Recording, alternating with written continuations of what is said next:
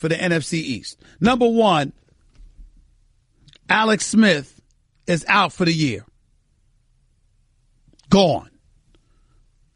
Broke his fibia and tibia, broke his ankle in a couple of places. That was pretty bad. So I'm not happy about that for Alex Smith. He's out for the year.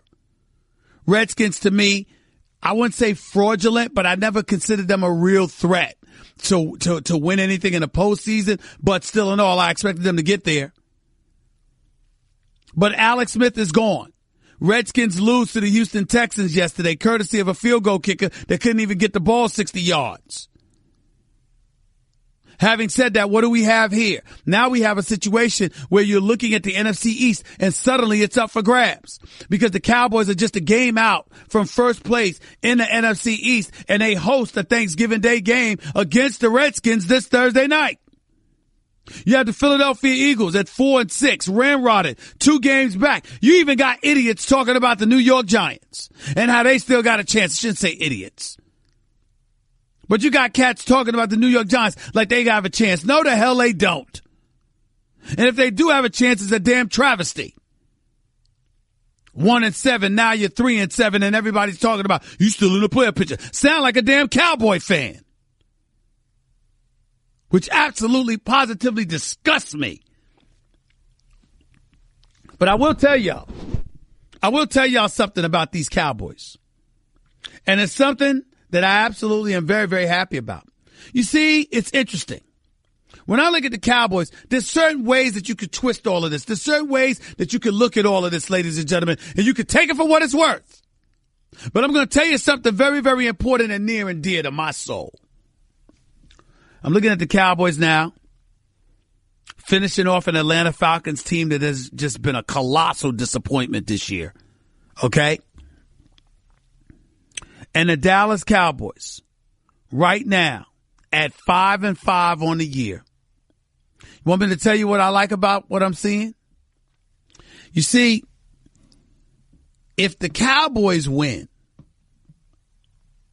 that's going to make it that Jason Garrett probably is going to wiggle his way into a new contract extension, which means that he's going to stay on board because it gives Jerry Jones the perfect excuse to keep him on board. We all know they'll never win with Jason Garrett.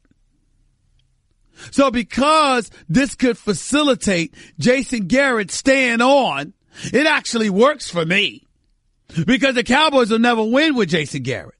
So it's a beautiful thing. It's an absolutely positively beautiful thing that Jason Garrett probably is going to stay on board. But in all seriousness, when you look at the Cowboys, they figured it out. And you know what they figured out, ladies and gentlemen? Oh my goodness. Oh my goodness. If we just get Ezekiel Elliott the ball, all will be well. All will be well. That's what they're saying. They're thinking everything's going to be just fine. And you know what? Took them long enough. And with the Redskins rather having to rely upon Colt McCoy, then you might have a good point there. The division does appear to be the Cowboys for the taking right now because they'll be in first place because they get ready to play the Redskins. And if they beat the Redskins, that'll be the situation. But here's what I would tell you. I know they're 4-6. I know they've lost 3 of their last 4 games. But the reigning defending Super Bowl champion Philadelphia Eagles, believe it or not, I'm still not counting them out. I came on the air with y'all Friday. I told y'all they were going to get romped. I told y'all they were going to get stomped and beat down and embarrassed. I warned y'all about this. I really did. Because the Saints are just on another level right now. Eagles didn't have a chance. Eagles didn't have a chance, y'all. If you really, really think about it, if we're being honest with ourselves, the Eagles didn't have a chance. And it's unfair to them to think that they did. You know better. I mean, ladies and gentlemen, let me tell you something about the Eagles, okay? Just look at this right here, okay? Just think about the injuries that the Eagles sustained this year. Tim Jernigan hasn't played yet this season due to off-season back surgery. You just lost cornerback Ronald Darby out for the season with a torn ACL. Cornerback Jalen Mills, he missed the last 2 games with a foot injury. Jay Ajayi is out for the season with a torn ACL. Darren Sproles missed the last 9 games with a hamstring. Lane Johnson didn't play last week against the Cowboys due to a knee injury. We knew Carson Wentz was out the first 2 games of the season. Alshon Jeffrey was out the first 3 games of the season. Now you got Jason Kelsey, Sidney Jones, Rasul Douglas, who has struggled, by the way, Avonte Maddox, all left yesterday's game with injuries. All of them. So you got 1, 2, 3, 4 guys yesterday. And before yesterday, you had Alshon and Wentz that both missed games this year. And before that, Lane Johnson missed a game. And then before that, you got Sproles, Ajayi, Mills, Darby, and Jernigan. I mean, the Eagles have been decimated by injuries. Absolutely, positively decimated. We get that. We understand it. All I'm saying to y'all is this. Now let's look at their schedule. They can't beat the Giants at home. They can't beat the Redskins at home. They do that, they're going to be tied.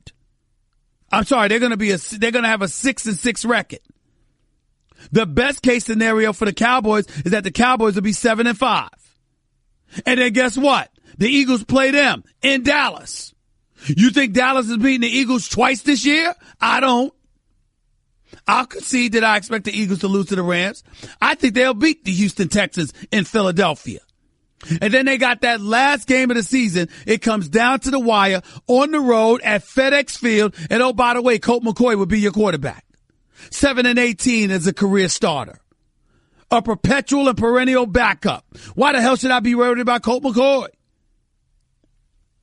What I'm trying to say to you is that I expect the Eagles to go 5-1. 5-1 the rest of the way. I think they go 5-1. They finish with a 9-7 record. That division will be right there for the Eagles to confiscate. That's what I believe.